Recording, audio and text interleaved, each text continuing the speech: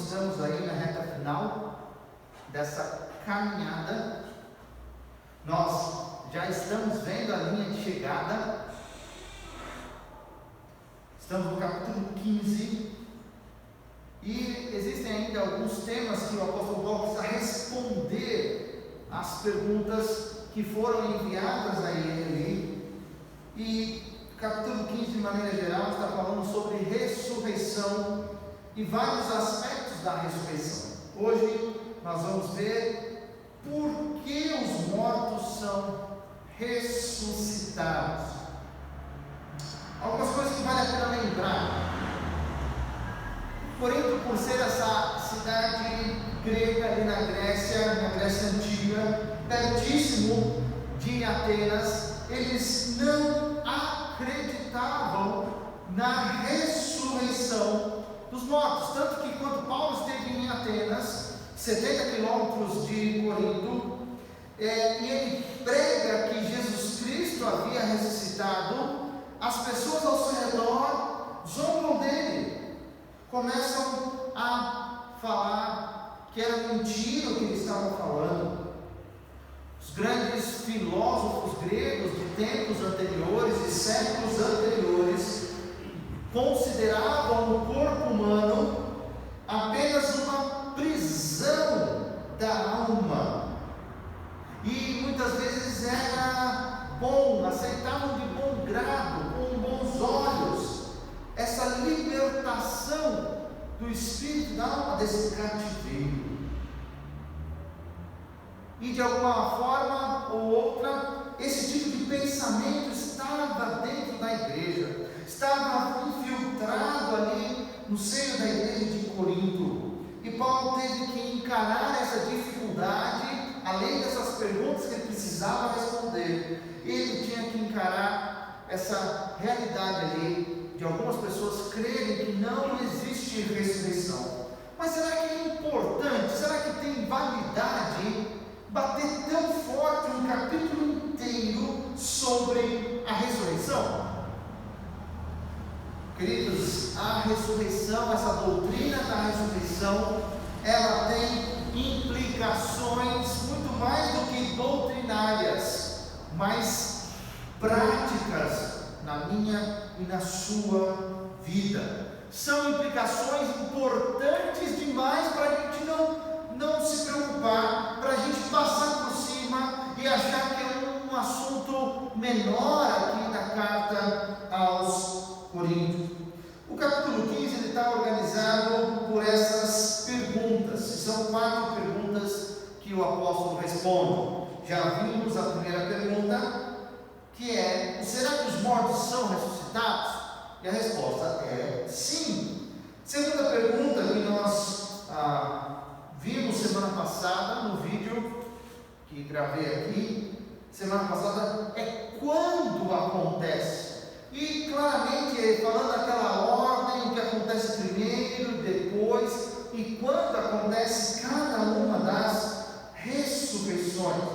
Hoje nós vamos ver o porquê. Por que os mortos são ressuscitados? E daqui a 15 dias, pulando o Dia dos Pais, semana que vem, ok? Nós vamos ver o como os mortos são ressuscitados. Eu peço que você abra, se você ainda não abriu, ou ligue, ou acesse. Tantas maneiras de acessarmos, de estarmos conectados com a palavra de Deus. Em 1 Coríntios capítulo 14, nós vamos ler o primeiro trecho, do versículo 29 ao 34, e depois do 49 ao 58. 1 Coríntios 15, do 29 ao 34, e depois do 49 ao 58. Diz assim a palavra de Deus: se não há ressurreição, que farão aqueles que se batizam pelos mortos? Se absolutamente os mortos não ressuscitam, por que se batizam por eles? Também nós, porque estamos nos expondo a perigos o tempo todo. Todos os dias enfrentam a morte, irmãos. Isso digo pelo orgulho que tenho de vocês em Cristo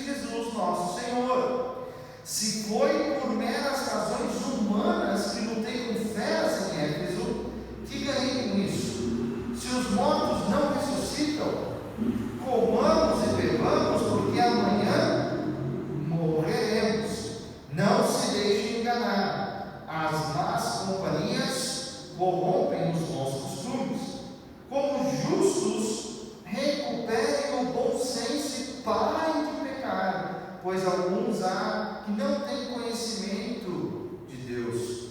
Digo isso para a vergonha de vocês. 49. Assim como tivemos a imagem do homem terreno, teremos também a imagem do homem celestial. Irmãos, eu lhes declaro que carne e sangue não podem herdar o reino de Deus, nem o que é perecível pode herdar o imperecível.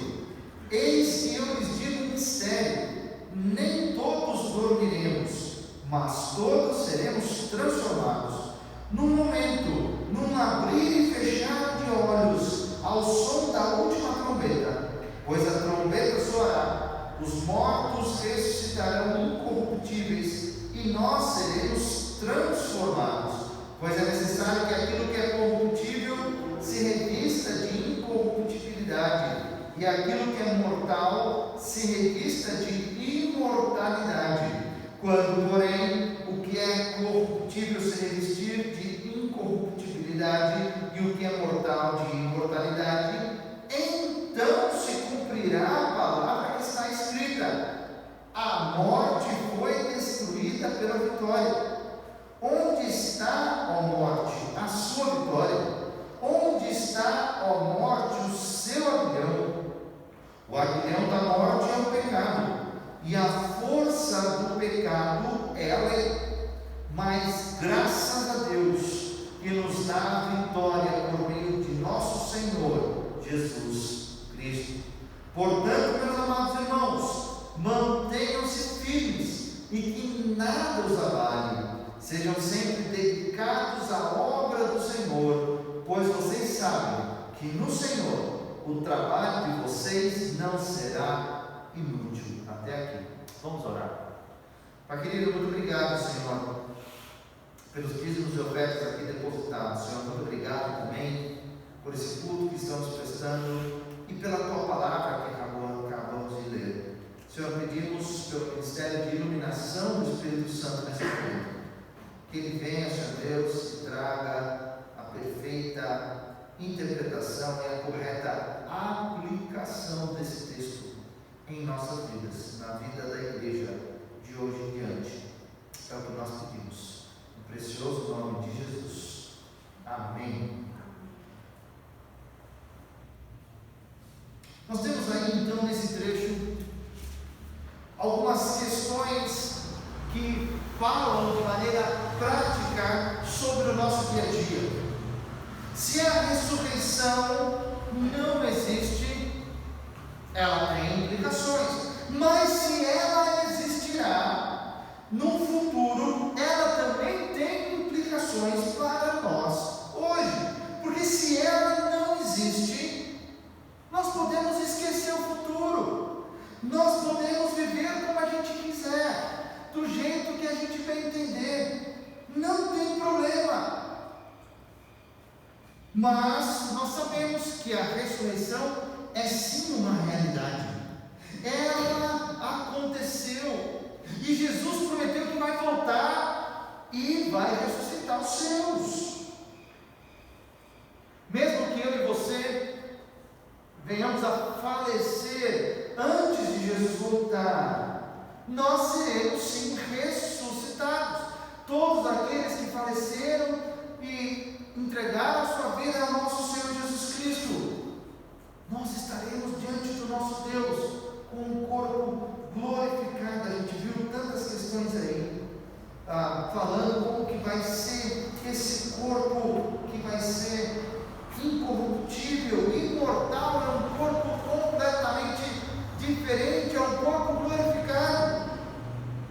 E nós vamos ver então que o apóstolo Paulo vai citar quatro áreas da nossa vida, da nossa experiência cristã, do nosso dia a dia, que são afetadas diretamente pela ressurreição. Então a premissa aqui que ele diz é o seguinte: se ela existe, isso; se ela não existe, aquilo. Nós vamos ver pelo menos quatro áreas que o apóstolo Paulo vai tratar sobre a realidade da ressurreição. A primeira delas nós vemos no versículo 29, onde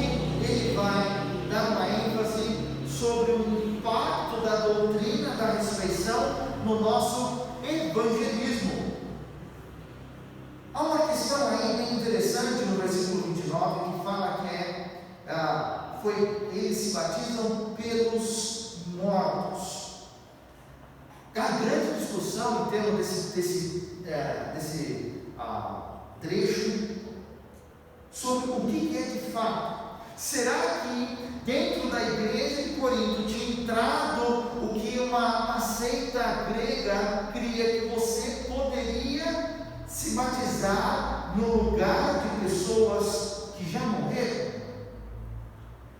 Algo como uma indulgência, séculos depois que aconteceu na igreja católica. Será que esse tal de batismo vicário, eu vivo, sou batizado por pessoas que morreram, para que elas então possam ir para o céu? A igreja nunca aceitou essa prática, não é uma prática bíblica, mas o apóstolo Paulo talvez estava falando de algo que era comum do conhecimento ali da igreja de Corinto. Outra grande possibilidade era um culto, um tipo de sociedade secreta que havia entre os gregos, que eles criam na ressurreição. Então, será que essas duas ideias sobre você ter um pós-vida, você sim acreditar que vai haver uma ressurreição, que não é só essa vida, faz diferença na hora do meu evangelismo? Porque se não tem ressurreição, queridos, por que então eu vou me preocupar com o meu testemunho? Eu não posso viver do jeito que eu quero? Porque se é só essa vida aqui, por que eu vou querer ganhar outros? Por que eu vou querer ser exemplo, seguir, obedecer as coisas que Deus tem colocado diante de mim? Porque se não tem ressurreição, eu posso viver do jeito que eu quiser. Então o apóstolo traz esse tipo de pensamento para falar como então nós vamos evangelizar.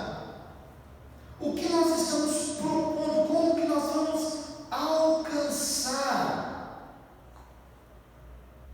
Se o cristianismo então é essa rua sem saída, se vocês estão dizendo que só existe essa vida, que não há ressurreição, para que a gente vai querer mais pessoas na igreja? Para que nós vamos querer falar sobre um amor que serve só para essa época aqui, não tem nenhuma esperança futura? Nós sabemos que cada um dos seres humanos, independente da época em que ele viveu, ele vai participar de uma das duas ressurreições. A primeira ressurreição para a vida, aquela ressurreição onde aquelas pessoas que entregaram sua vida a Jesus vão ser ali ressuscitadas e irão ao céu. Ou aquela segunda ressurreição, a ressurreição para a morte, como é dita em João capítulo 5, e esses não irão para o lugar de condenação, irão para o inferno. Queridos, mas é claro que eu e você ficamos tristes por nossos queridos irmãos que morreram em Cristo, mas eles têm esperança, nós vamos vê-los outra vez. E será que a gente se comove muitas vezes na mesma proporção com aqueles incrédulos que não são salvos? Será que na mesma proporção onde a gente chora, a gente lamenta um cristão, um amigo que nós vamos ver de novo, é na mesma proporção que a gente vai, então eu vou evangelizar para que essa próxima pessoa vá para o céu comigo? Qual que é a motivação do nosso evangelismo? A realidade da ressurreição, ela muda de face e serve de motivação para o nosso evangelismo. É claro,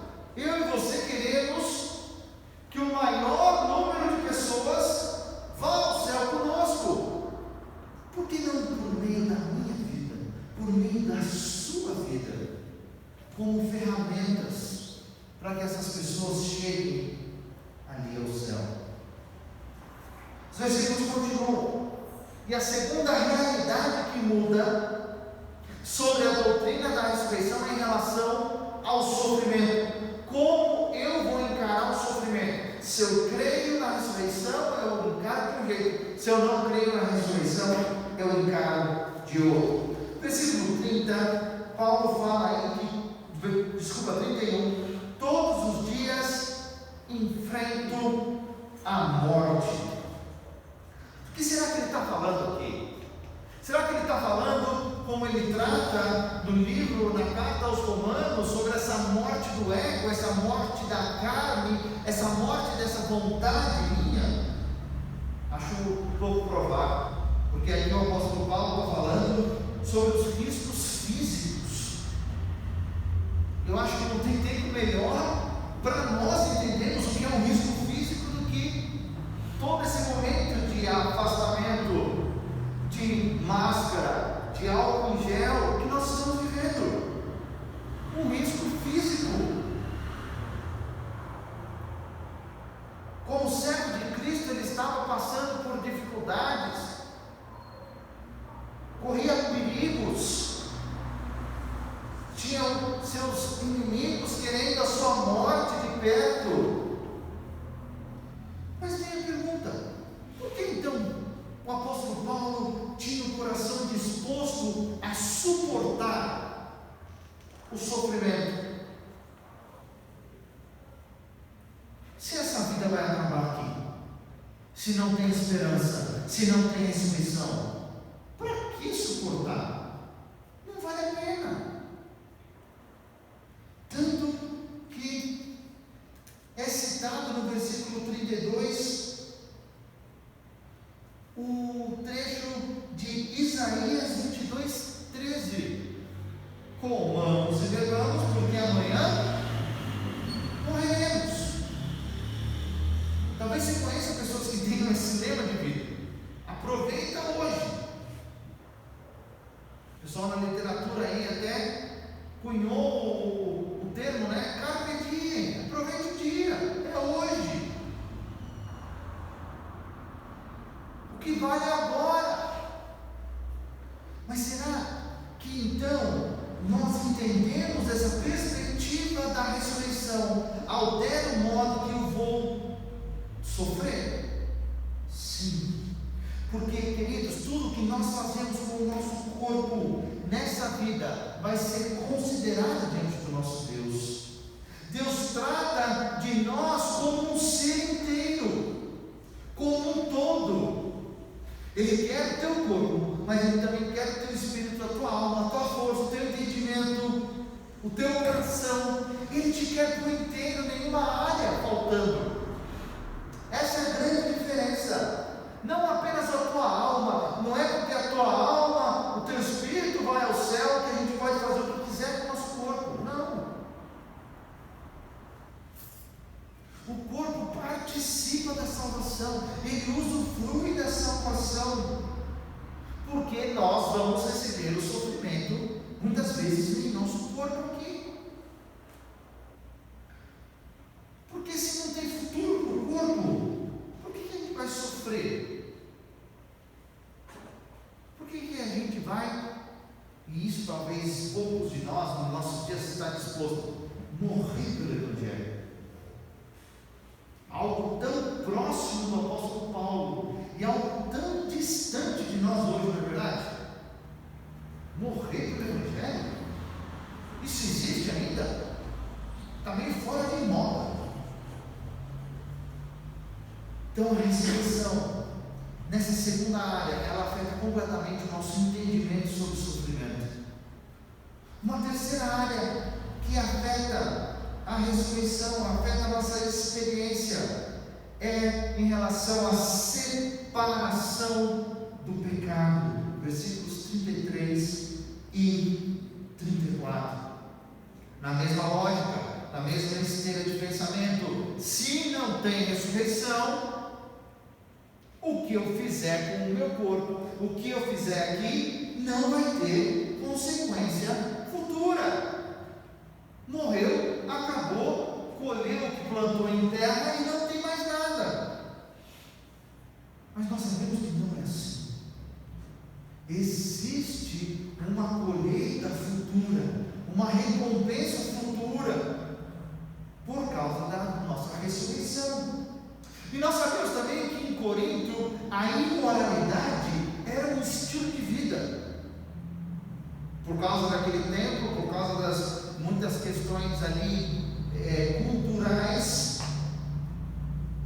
Só que isso entrava na igreja, e muitos dos irmãos ali de Corinto, eles racionalizavam o pecado.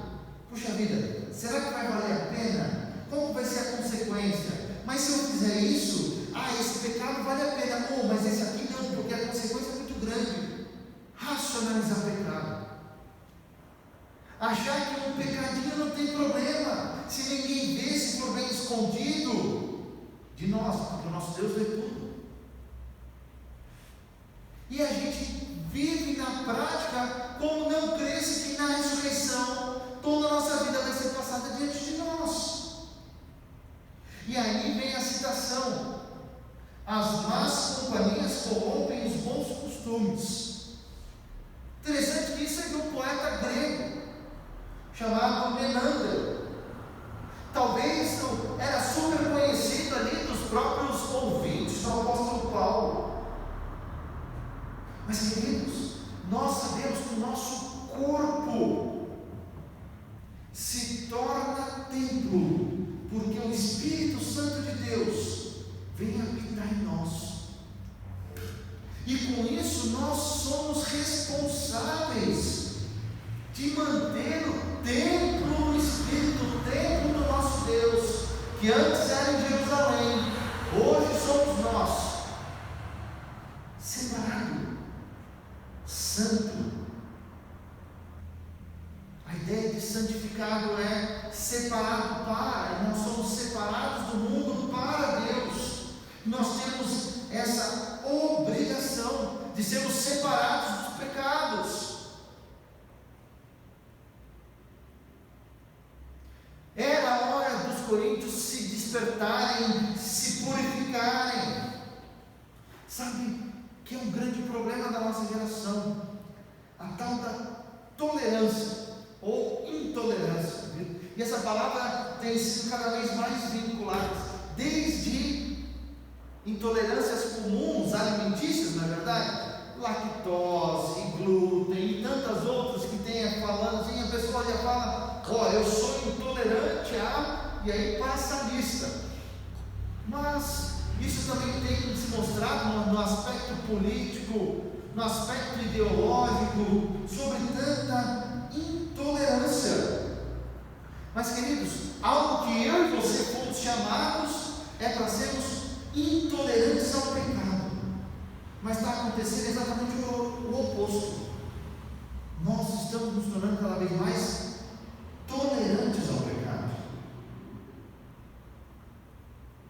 E com essa tolerância, nós vamos perdendo a nossa credibilidade, nós vamos perdendo o nosso testemunho, nós vamos perdendo, na verdade, a nossa essência da nossa missão, que é ser diferente. E essa vida egoísta de pecados, às vezes ocultos, íntimos, escondidos, enquanto milhares, centenas de pessoas ao nosso redor morrem sem Jesus Cristo. A ressurreição tem um poder muito forte, porque ela me separa do pecado. E por fim, dos versículos 49 ao 58, ela tem uma influência, uma área de influência, nessa quarta e última área, sobre a morte, como nós encaramos a morte, sobre o que nós cremos da morte e como nós nos preparamos para ela. Em primeiro lugar, interessante aí no versículo 49, que fala que o 49 e o 50, que o reino celestial, o céu, esse lugar preparado para pessoas preparadas. Esse corpo que nós temos hoje não é trabalho.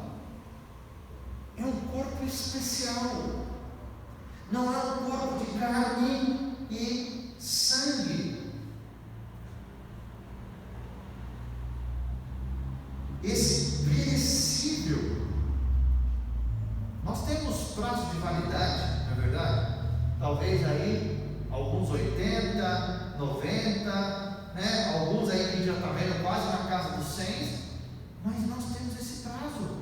Carne e sangue tem isso, é perecível. Mas como que a gente vai herdar um local eterno com um corpo que morre? Não dá.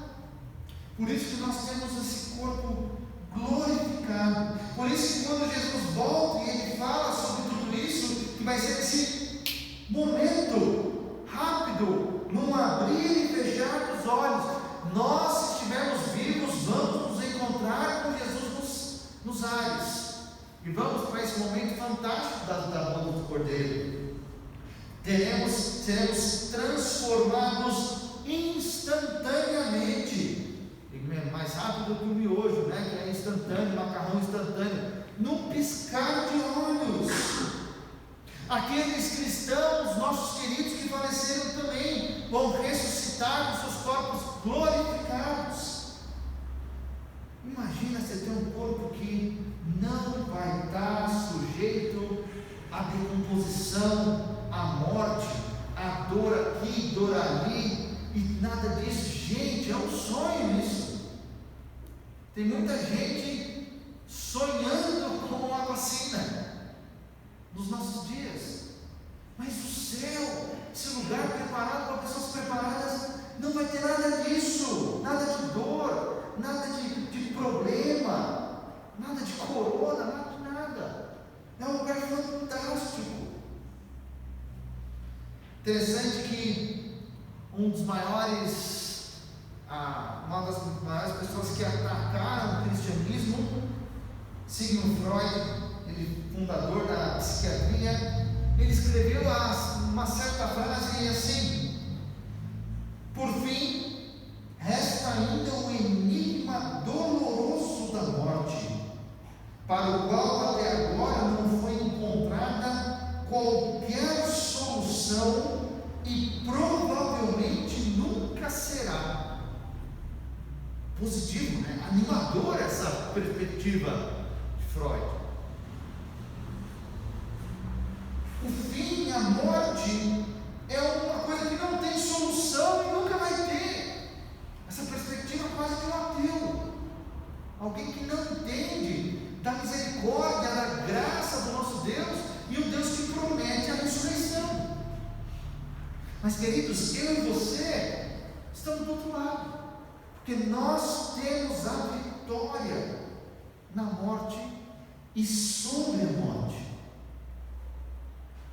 No finalzinho aí, a partir do versículo 54, ele fala que a morte foi destruída pela vitória.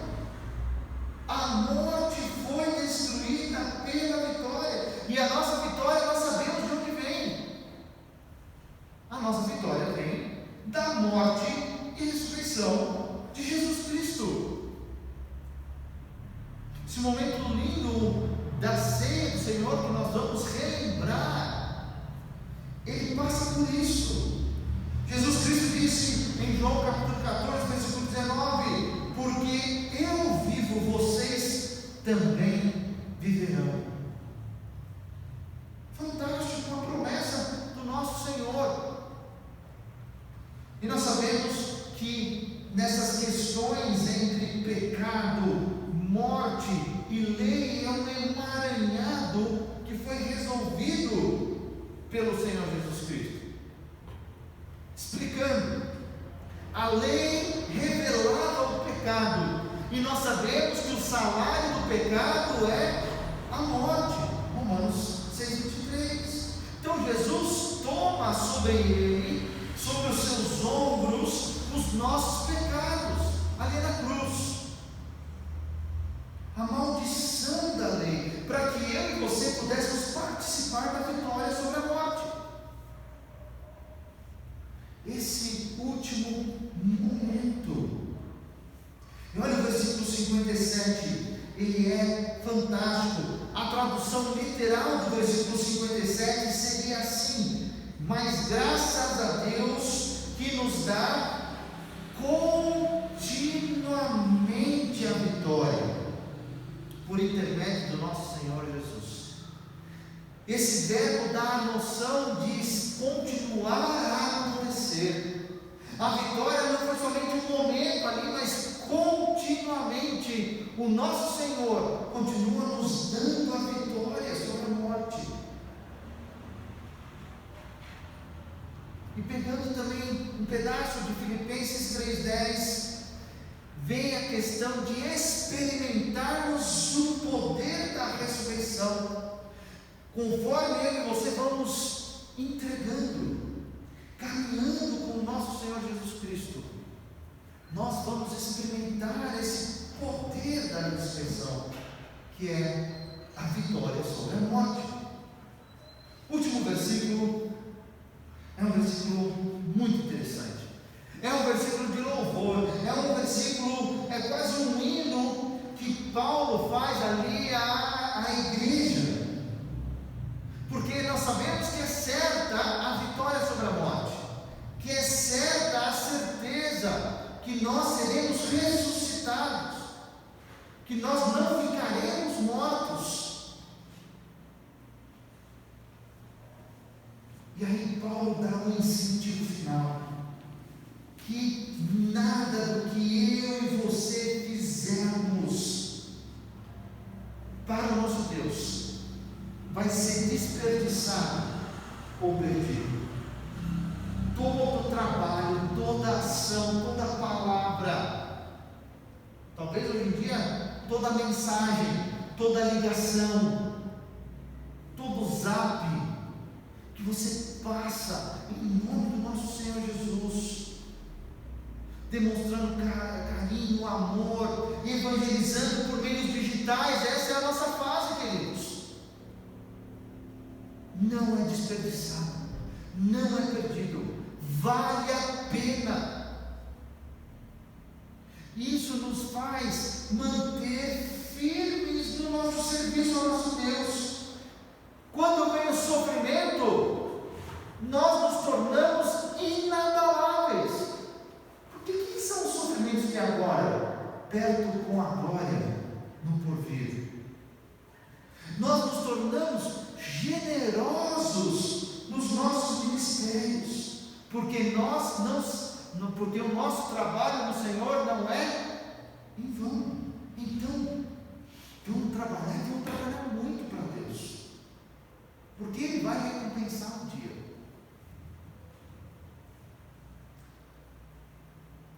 Se você já leu Eclesiastes algum dia, chega a ser bem contraditório. O homem mais sábio do mundo de todo o tempo, Salomão, ele escreve por 38 vezes nesse livro a palavra vaidade.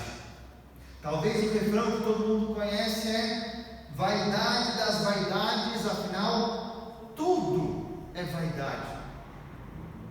A NVI ela traduz muito bem assim para nós o termo vaidade como inutilidade, inútil, coisas que não têm proveito, que não fazem muitas vezes sentido. Esse foi o homem mais sábio do mundo. Procura de um lado, procura do outro, e aí vem Paulo no final. Em vez de lamentar-se pela sua vida, ele dá um hino de louvor. Porque vocês sabem que no Senhor o trabalho de vocês não será inútil. A mesma palavra, em grego e hebraico. Não será vaidade. A vida não foi em vão. Trabalhar para o Senhor é o combate a uma vida igual a Eclesiastes. Interessante isso. Mas como que a gente leva o que nós estamos vendo aqui para a nossa vida, para o nosso dia a dia? Primeira pergunta para vermos juntos: será que eu vivo do jeito que eu quero, como eu bem entendo?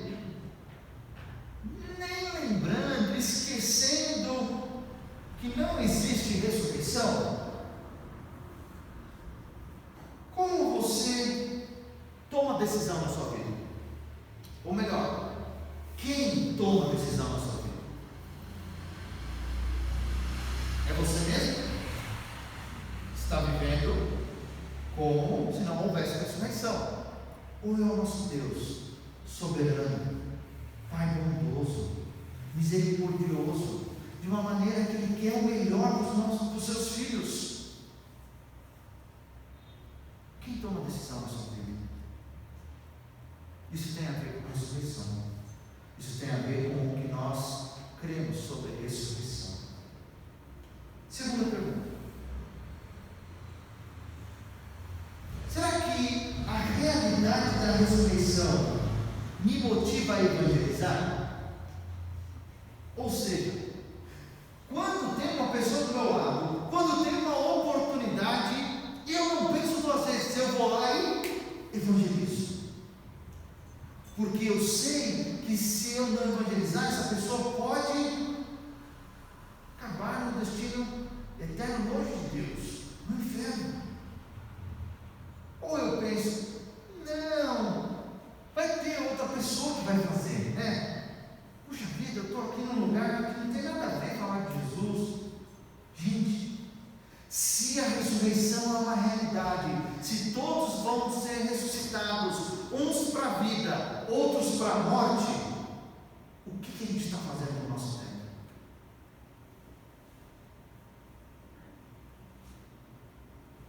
Próxima questão: eu suporto o sofrimento e o perigo, sabendo que é passageiro, sabendo que por causa da ressurreição, um dia eu vou ter um corpo que não vai ter dor, um dia eu vou poder fazer o que eu quiser, e vai ser um corpo glorificado, fantástico. Pensa na sua dor aí, talvez uma dor antiga, uma dor agora. Não vai ter, gente. Eu pensei na minha dor nas costas. É uma coisa fantástica. Um sofrimento pequeno, perto da glória que vai ser quando eu e você formos ressuscitados. Não vale a pena então suportar com alegria, passar por esse tempo?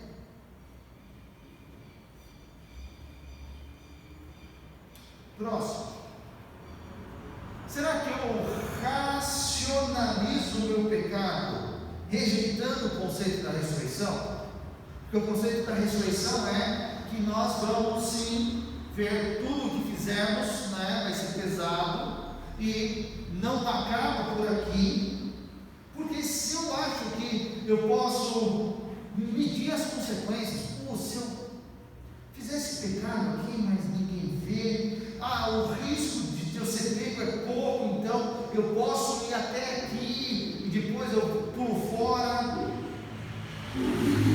Ou pessoas que vivem uma vida com o lema: mas só se vive uma vez, por que não fazer isso?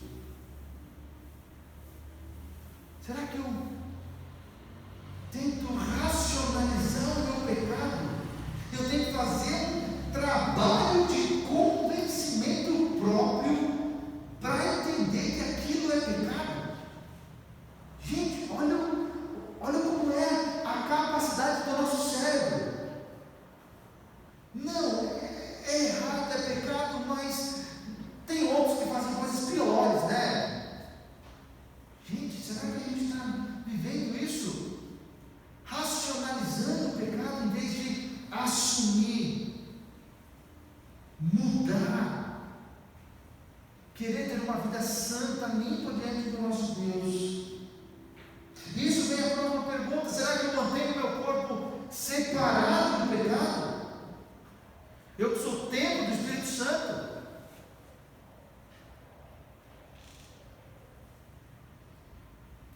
Próxima pergunta: será que de fato eu tenho experimentado o poder da ressurreição na minha vida?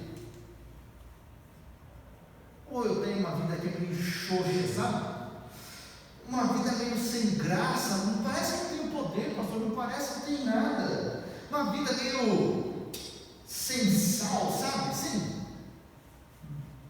Vai do nada para lugar nenhum. for uma vida dessa que você está vivendo, está faltando entrega, está faltando devoção, porque o poder da ressurreição é uma vida de vitória sobre o pecado, é uma vida espetacular, uma vida de piedade. Por fim, acabando para o alto, para cima, como o apóstolo Paulo, será que de fato eu sei que nada do que eu faço para Deus vai ser desperdiçado ou perdido? Eu não penso duas vezes quando me convidam para algo que vai ser para o nosso Deus, vai ser para engrandecer, para dar glórias, para expandir o reino de Deus, porque eu sei, tenho plena consciência que nada vai ser desperdiçado ou perdido.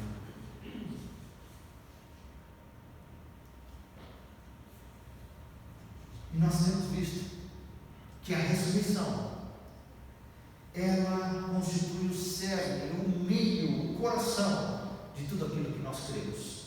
Hoje nós vemos 4 áreas que ela influencia completamente a minha e a sua vida. Também tem a ver com o que nós vamos fazer daqui a pouco, na ceia do Senhor. Vamos orar nesse momento? Pai querido, Pai amado, Senhor, te agradecemos, porque temos plena convicção que a doutrina, a realidade da ressurreição afeta toda a nossa vida. Senhor, transforma, muda o nosso coração, a nossa mente, para sermos aquilo que o Senhor quer que a gente seja, para que exalemos o bom perfume de Cristo. Senhor, ajuda cada um dos meus irmãos a cada dia serem mais parecidos com o Teu Filho Jesus Cristo, para assim, Senhor,